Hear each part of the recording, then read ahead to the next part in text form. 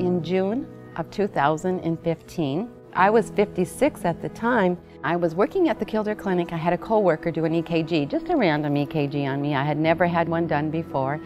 And so when she took it off, she said, "Oh, Lori, this is not normal." So she took it back to Shad Brophy, who was the PA that I was working with that day out in the Kildare Clinic. And he said, "Well, this indicates you probably have had a heart attack." And I said, I'm feeling fine. You know, honestly, I'm not having a heart attack."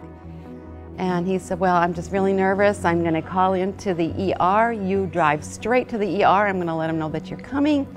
I want you checked out." I was totally unprepared to find out that I would be having a stent and that I had 100% blockage in my LAD. She was very lucky actually, because they were able to catch things quickly before she had a massive event, because that artery that was blocked in her heart, they call it the Widowmaker a lot of the times, because if that blood flow gets blocked for too long, you can have a massive event and it ends up killing people. So she was able to come in and get checked out and have that fixed before something like that happened. I was just in total shock. You know, I thought the epitome of good health. I'm a walker. I've never been a smoker. You know, I try to eat well, I exercise. A heart attack would have been the very last thing I would have ever suspected. As I was playing things through my mind, I remember 2 times in particular, I would remember a pretty good excruciating pain through the back, over the top of my shoulder and through my back.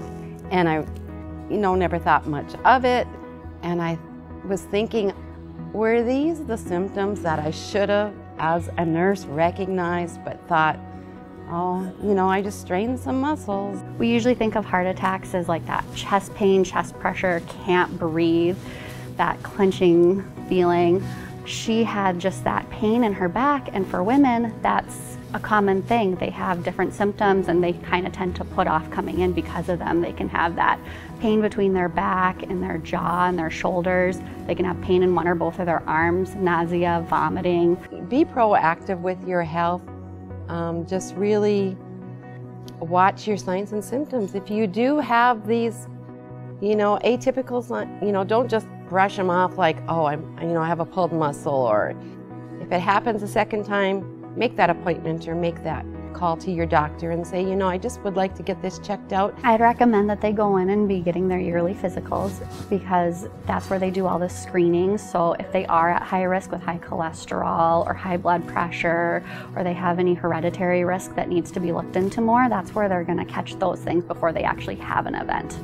You know, I feel like I've been given a second chance. There's a lot of life out there to live, and, you know, knowing that you are a survivor from something that could have taken your life just makes you just very thankful and excited to be alive.